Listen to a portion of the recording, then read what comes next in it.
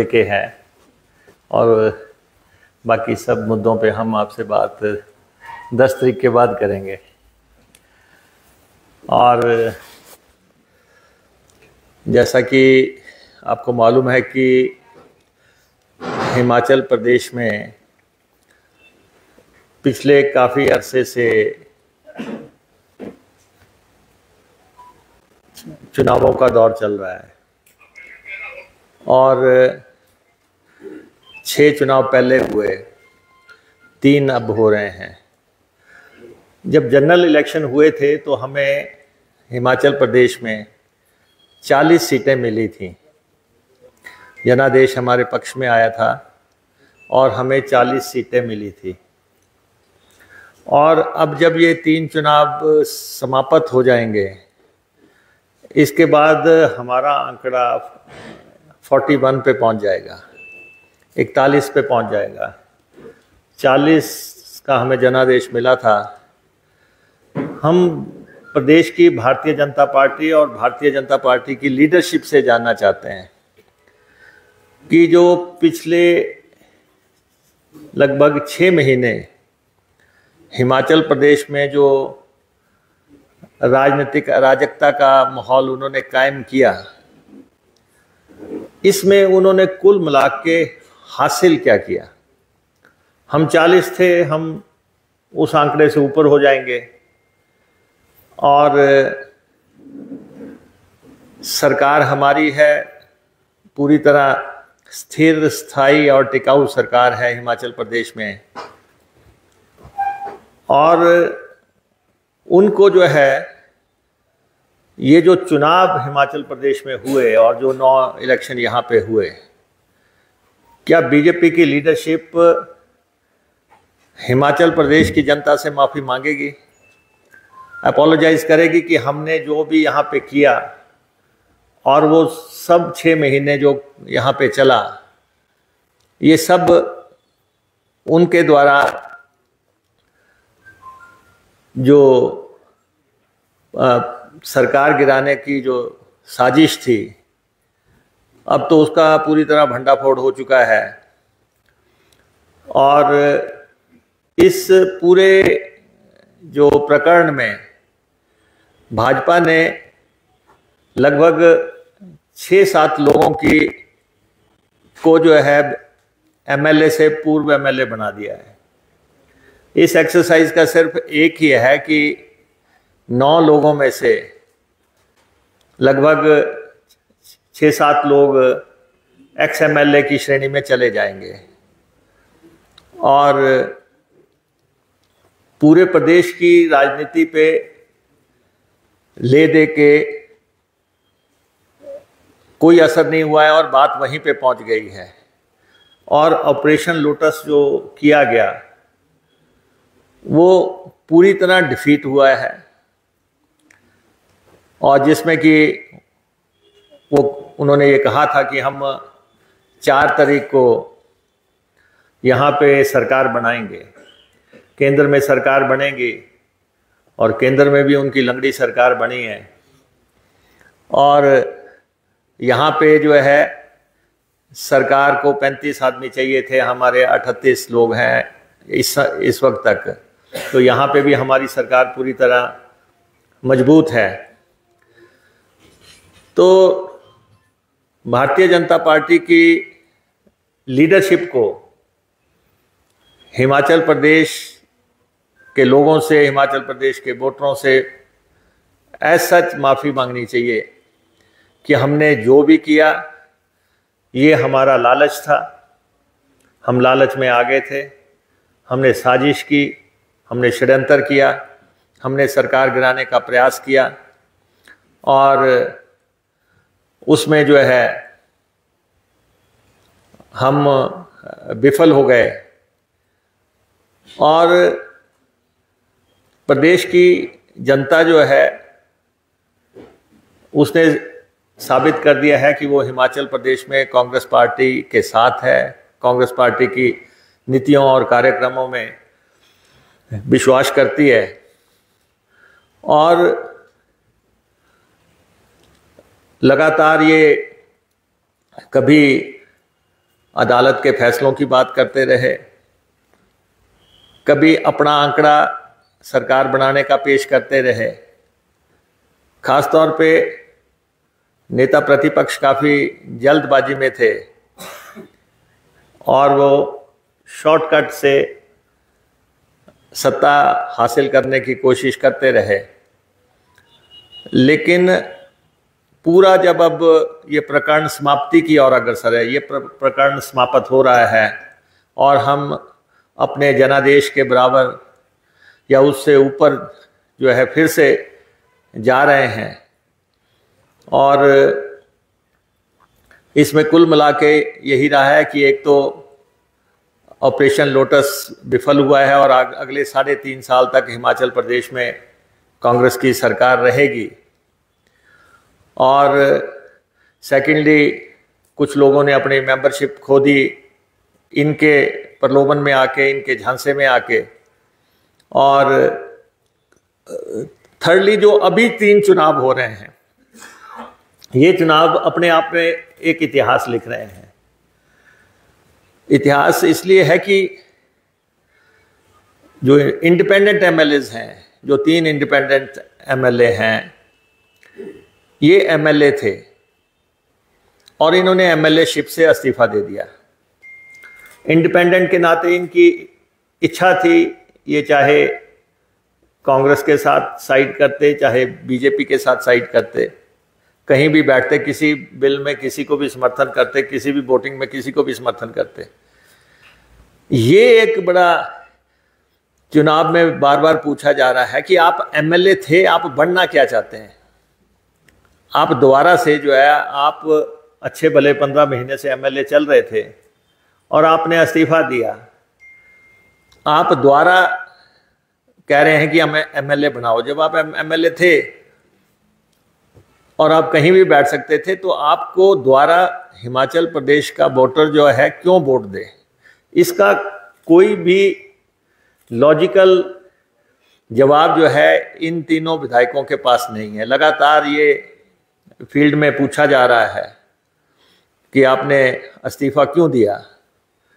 और भाजपा को भी अब स्पष्ट कर देना चाहिए कि ये जो सारा प्रकरण हुआ, इसमें क्या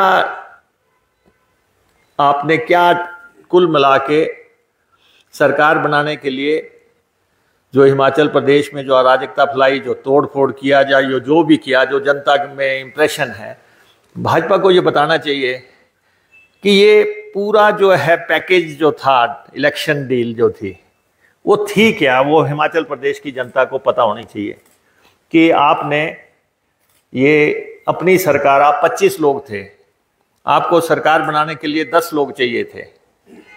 25 से 35 करने के लिए आपने कोशिश की, आपने 34 तक मसले को पहुंचाने की कोशिश की। लेकिन आप ये तो अब हिमाचल प्रदेश की जनता को जानने का अधिकार है कि ये पूरा इलेक्शन का जो आपने ये प्रयास किया, या पहले आप सरकार तोड़ना चाहते थे। पहला प्रयास आपका ये था कि सरकार तोड़ी जाए, सरकार टूटी नहीं, बजट पास हो गया। उसके बाद सेकेंडली आप इस बात के लिए शायद तैयार नहीं थे कि चुनाव होगा। आपको तो ये था कि आप हमारे खिलाफ वोटिंग करेंगे, अगले दिन आप लोग मंत्री बन जाएंगे, कोई आप में से चेयरमैन बन जाएंगे और सरकार बदल जाएगी।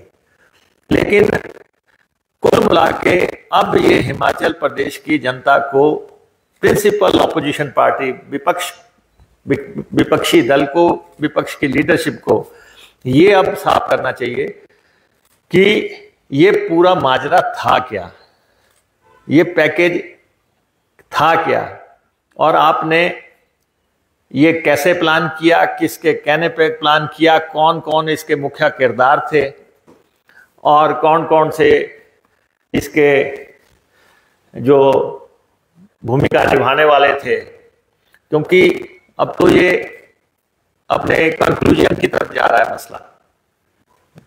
इतने अरसे के बाद 10 तारीख को ये कंक्लूड हो जाएगा और हम फिर से उतने ही एमएलए, उससे अधिक एमएलए पाके, हमारी जो जनादेश जनता ने दिया था, हम फिर वहीं पे पहुंच जाएंगे। लगे, तो इसका मतलब 1.5 साल बाद भी हिमाचल प्रदेश जनता हमें उसी स्थान पे रख रही है जहाँ पे उन्होंने हमें इलेक्शन के समय रखा था। तो बीजेपी की लीडरशिप को तो, और सबसे बड़ी बात है कि भाजपा के काडर ने इस बात को पसंद नहीं किया। आप पूरे प्रदेश में देख लें, दल बदल का जो ये एपिसोड हुआ है उसमें हमने तो, हमारे कैंडिडेट्स थे जो, हमने तो नए कैंडिडेट दे दिए, उनमें से पहले 6 में से 4 जीत गए, अब तो 3 के 3 हम जीत रहे हैं, इसमें कोई दो राय नहीं है जो माहौल प्रदेश में है। लेकिन सबसे ज्यादा अगर डिस्टर्ब हुआ है तो भाजपा का काडर डिस्टर्ब हुआ है, और भाजपा के जो इन कॉन्स्टिट्यूंसी में लीडर्स थे, जो इनका काडर था, उन सब ने जो है अपनी लीडरशिप को जो है ये साफ कर दिया है कि आपका फैसला गलत था। और सारे इनके लीडर्स इन सब कॉन्स्टिट्यूंसीज में इन चुनावों को लेके उनमें ना कोई उत्साह है ना, और वो अपनी लीडरशिप को कोस रहे हैं, लगातार कोस रहे हैं कि ये इन लोगों को अपने काडर में लेने के लिए या जो है सरकार बनाने के लिए आपने जो भी कुछ भी किया हो, लेकिन हर जगह जो है 9 की 9 सीट्स पे भाजपा का काडर बहुत ज़्यादा गुस्से में था, बहुत ज़्यादा नाराज़गी उनमें देखी गई टोटलिटी में। और इसीलिए जो है आज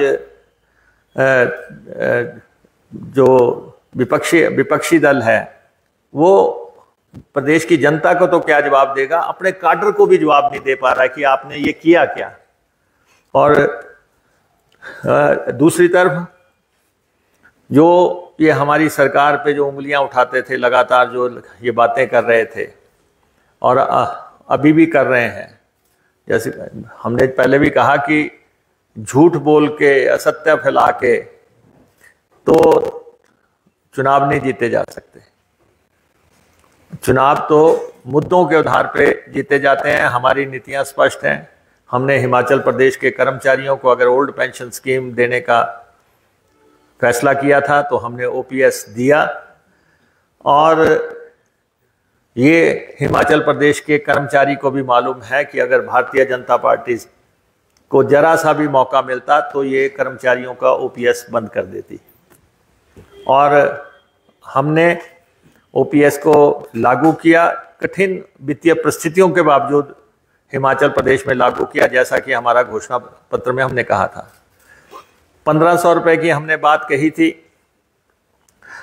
उस पे भी हमने 1500 रुपए देने का नोटिफिकेशन किया। 1 अप्रैल से 1500 रुपए महिलाओं के खाते में डालने शुरू किए। और अभी जैसे जिन स्थानों पे इलेक्शन नहीं है वहाँ लोगों के खाते में ये पैसा गया है, जैसे हमने ऊना में अभी फंक्शन किया, 8000 महिलाओं को हमने 1500 के हिसाब से 3-3 महीने का 4500 रुपया उनके खाते में दिया। तो ये हमारे 2 जो है बहुत बड़े प्रोग्राम्स थे। लेकिन बीजेपी को भी ये स्पष्ट करना चाहिए कि ओपीएस पे उनका स्टैंड क्या है। इनका कोई लीडर नहीं आज दिन तक बोलता है। हम तो कहते हैं हम ओपीएस दे रहे हैं और देंगे। बीजेपी भी बताए कि ओपीएस पे उनका स्टैंड क्या है। महिलाओं को 1500 रुपए देने पे जो है बीजेपी के लीडर्स का स्टैंड क्या है। आज दिन तक ये इसका विरोध तो करते जा रहे हैं, इलेक्शन कमीशन में भी चले गए कि इनको रोका जाए, पैसा डालने से रोका जाए।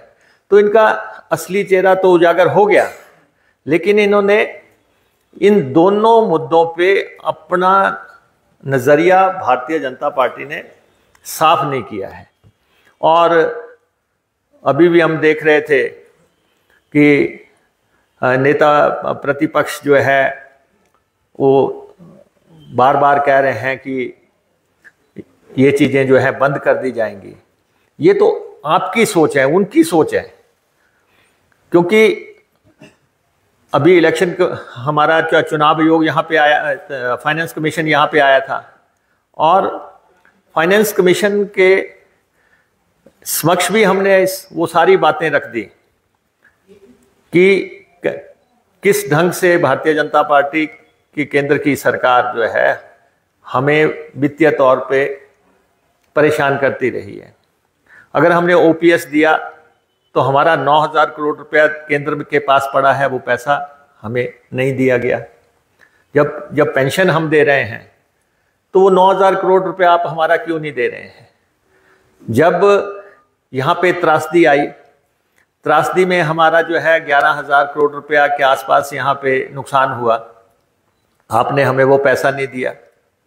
और त्रासदी के बाद जैसे बीजेपी शासित राज्यों को नुकसान का त्रासदी खत्म होने के बाद इवेल्युएट करके पैसा दिया गया, हमने 9,000 करोड़ रुपए के आसपास क्या वो भी भेजा, वो पैसा भी हमें नहीं दिया गया।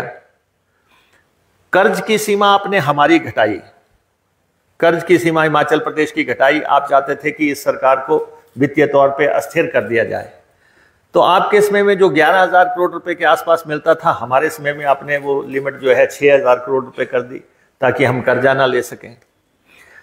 फॉरेन फंडिंग के जो हमारे प्रोजेक्ट थे उन पे आपने कैप लगा दिया ताकि 4-5 हज़ार करोड़ से ज़्यादा का जो है फॉरेन फंडिंग के प्रोजेक्ट हिमाचल को ना मिल सकें, जबकि फॉरेन फंडिंग के प्रोजेक्ट्स को बहुत बड़ी मेहनत के बाद जो है फंडिंग होती है और वो प्रदेश की मेहनत होती है कि वो किस ढंग से प्रोजेक्ट्स को तैयार करते हैं। लेकिन फॉरेन फंडिंग के प्रोजेक्ट्स पे भी आपने हमारी कैप लगा दी। जीएसटी का कंपनसेशन आपने हमारा बंद कर दिया ताकि हम वित्तीय तौर पे हमें क्रिपल किया जा सके। और रेवेन्यू डेफिसिट ग्रांट जो कि आपके समय में जो है 11,000 रुपये और 10,000 करोड़ रुपए मिली, वो हमें इस साल जो है 3,000 करोड़ रुपए मिलेगी। इन सब चीज़ों के बावजूद भी हमने कठोर वित्तीय अनुशासन कायम करके अपने इलेक्शन मैनिफेस्टो को लागू करने का जो है हर संभव प्रयास किया है। और किसी भी पार्टी की लोकप्रियता का मूल्यांकन चुनाव होता है, और प्रदेश के इलेक्शन जो ये है, जो हिमाचल प्रदेश से जुड़े हुए हैं, हिमाचल का चुनाव जो है हिमाचल प्रदेश की विधानसभा सीटों से ही मालूम पड़ेगा। और हम जो है फिर से उसी आंकड़े पे जब पहुंच रहे हैं, तो ये सारी एक्सरसाइज जो है आपने देखा जो भारतीय जनता पार्टी ने की, जिसकी वजह से चुनाव जो है भारतीय जनता पार्टी की वजह से हो रहे हैं। पूरे प्रदेश पे जो खर्चा पड़ा है वो भारतीय जनता पार्टी की वजह से पड़ा है। और अब भी जो 3 चुनाव हो रहे हैं वो भी इन्हीं की वजह से हो रहे हैं। और इतनी बातें आई पूरे इलेक्शन के दौरान कि खरीदो फरोख्त की या सौदेबाजी की या कोई मसला है, एक भी बार भारतीय जनता पार्टी का कोई व्यक्ति इसका जवाब नहीं दे सका पूरे इलेक्शन में। तो इसलिए हम अब ये इलेक्शन को सारे 8 दिन बचे हैं, 6-7-8 दिन बचे हैं। भारतीय जनता पार्टी के लोग जितने मर्जी ताकत लगा लें, कुछ भी कर लें, हम ये चुनाव बहुत मार्जिन से जीत रहे हैं। देरा की सीट पूरी तरह एक तरफा सीट है, वहाँ पे श्रीमती कमलेश ठाकुर चुनाव लड़ रही हैं और हम जबरदस्त जो है वोट से वहाँ पे, और ये सीटें वो थी देरा और परागपुर की, क्योंकि कांग्रेस के लिए बहुत चुनौती मानी जाती थी, लेकिन वो सीट हम अब भारी भरकम लीड से जीत रहे हैं। हमीरपुर में हमने पहले ये सुजानपुर सीट हमने जीती और अब हम दूसरी सीट हमीरपुर जीतने की तरफ अग्रसर हैं। नालागढ़ में भारतीय जनता पार्टी पूरी तरह झूठ का प्रोपोगंडा चला के कैंडिडेट के बारे में प्रयास कर रही है, लेकिन वहाँ पे एक लहर कायम हो चुकी है कांग्रेस के पक्ष में। तो ये तीनों सीटें हम जीतेंगे। और लेकिन इस पूरे एपिसोड में जितने भी सवाल खड़े हुए हैं पूरे प्रदेश के लोगों के जहन में है, उनका जवाब भारतीय जनता पार्टी की लीडरशिप को देना चाहिए। बाकी हमारी सरकार 3.5 साल आगे चलेगी। हम अपने लोगों से किए हुए वायदों को इम्प्लीमेंट करेंगे, ये मैं कहना चाहता हूँ। आपका धन्यवाद। मुकेश जी, आप अपनी बात रख रहे हैं, सत्ता पक्ष अपनी बात रखता है, विपक्ष अपनी बात रखता है, पर सवाल ये है कि आपकी सरकार में 5 साल तक क्या चुनाव भी होते रहेंगे? इसकी 2 वजह है। एक तो वो सीपीएस के फैसले का इंतजार कर रहे हैं, दूसरी तरफ विधानसभा के जो अध्यक्ष पद सीधे उसका इंतजार हो रहा है। तो क्या कार्यकाल चुनावों में है? ऐसा है कि आपका सवाल बड़ा वैलिड क्वेश्चन है, लेकिन माय डियर फ्रेंड, ये सवाल जो है आपको भाजपा से पूछना चाहिए, क्योंकि ये जो चुनाव आए हैं प्रदेश में, ये हमारी वजह से नहीं आए हैं। ये इसी का तो मैंने आपके समक्ष सारी बात रखी। ये चुनाव जो है भारतीय जनता पार्टी की जो लीडरशिप है, हिमाचल खास तौर पे जो प्रदेश की लीडरशिप है, इस लीडरशिप ने जो है यहाँ पे हिमाचल प्रदेश में चुनाव थोपे हैं, और उन्होंने जो भी किया, हम तो रिसीविंग एंड पे हैं, हमें तो चुनाव लड़ने हैं। उन्होंने जो स्थितियां पैदा की, अब हमने तो चुनाव लड़ने हैं और चुनाव जीतने भी हैं, तो इसलिए उन्होंने चुनाव पैदा किए। जब उनकी प्रेस कॉन्फ्रेंस आए, आप उनसे पूछें। बाकी चुनाव जितने भी ये लाएंगे, हमें तो लड़ने पड़ेंगे, तो उस हिसाब से हमने वो चुनाव लड़े, और हम तो फिर उसी आंकड़े पे जा पहुंचे हैं जहां से शुरुआत की थी। तो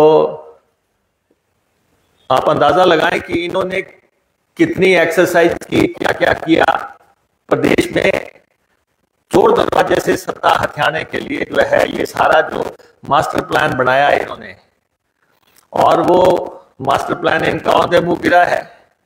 और भाजपा, भारतीय जनता पार्टी के काडर को भी और उनके लोगों को भी पूछना चाहिए कि ये आपने पूरी पार्टी की इमेज को जो नुकसान किया है, तो वो तो भाजपा की लीडरशिप से पता किया जाना चाहिए।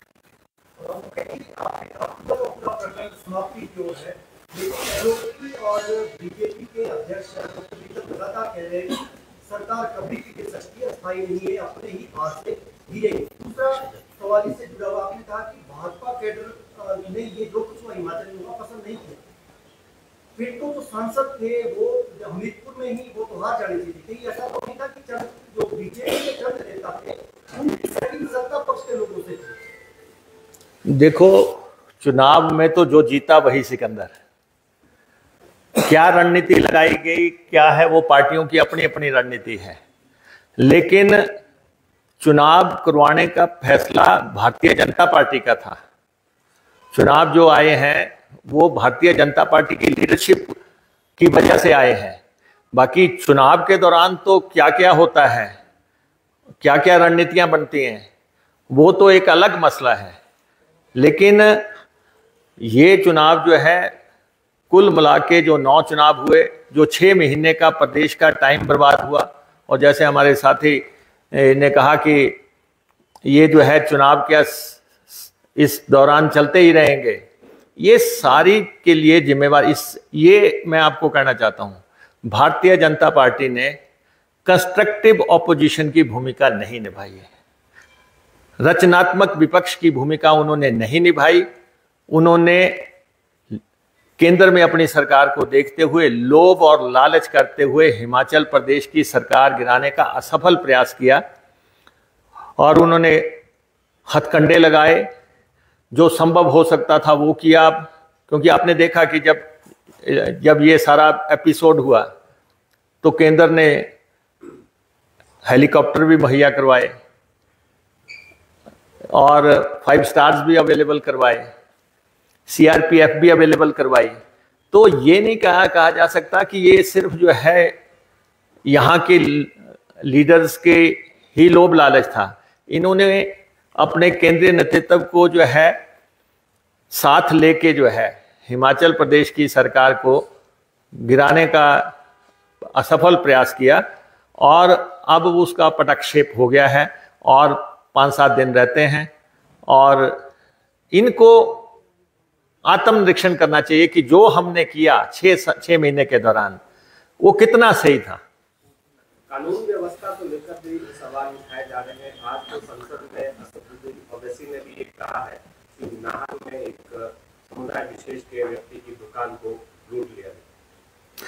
नहीं, देखिए ऐसा है कि आइसोलेशन में कोई केसेस हो जाते हैं और उन केसेस की तफ्तीश चल रही है और जितने भी ऐसा कोई मामला आता है उनको सलाखों के पीछे करने के और उसको लॉजिकल एंड तक उसकी जांच ले जा को पहुंचाने के लिए प्रदेश सरकार लगातार प्रयास कर रही है।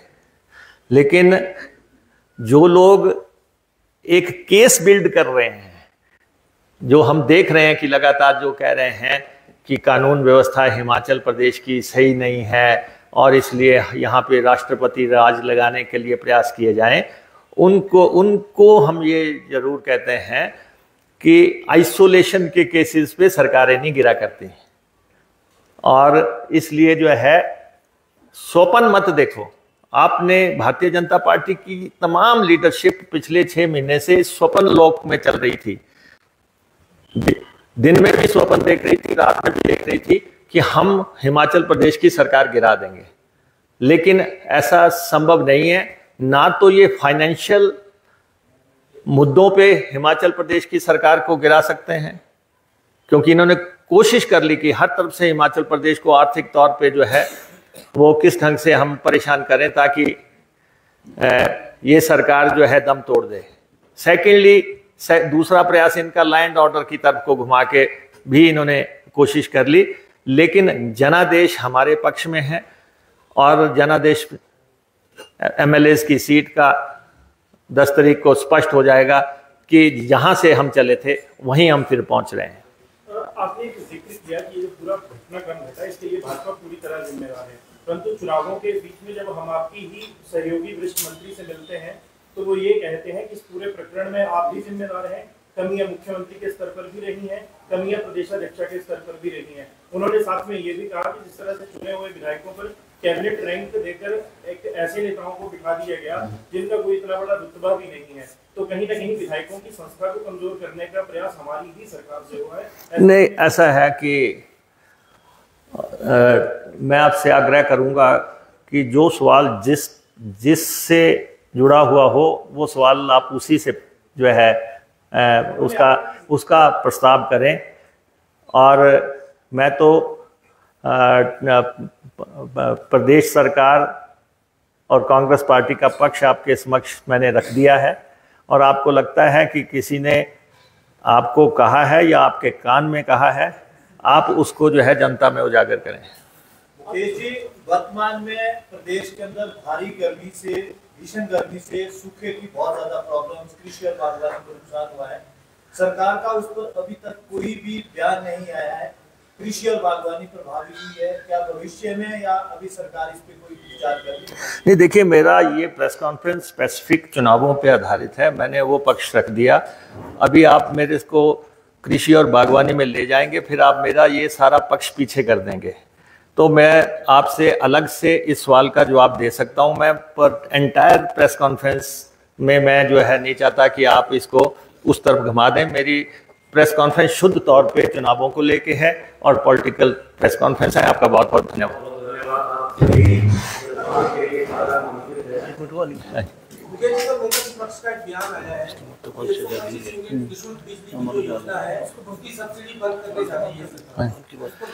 नहीं, ऐसा है कि मैंने कहा कि वो तो कह रहे हैं कि ये ओपीएस भी नहीं देंगे, वो तो कह रहे हैं ये 1500 भी नहीं देंगे, अब वो कह रहे हैं कि ये बिजली नहीं देंगे। अब ऐसा है, नेता प्रतिपक्ष को अब समझ लेना चाहिए ये सरकार नहीं गिरने वाली। एक लिमिट तक किसी चीज को स्ट्रेच किया जा सकता है, चलो किसी समय आपको लगा कि नहीं हम गिरा लेंगे, लेकिन जब अब आपको स्थितियां साफ हो गई कि ये 38 एमएलए हो गए हैं, ये सरकार नहीं गिर सकती, इलेक्शन के बाद ये 41 हो जाएंगे, ये सरकार नहीं गिर सकती, तो अब तो नेता प्रतिपक्ष का समय आ गया है कि इस चुनाव के बाद वो हिमाचल प्रदेश की जनता से माफी मांगे कि हमने 6 महीने तक इस सरकार को गिराने का असफल प्रयास किया, उसके लिए हम माफी मांगते हैं हिमाचल वासियों से।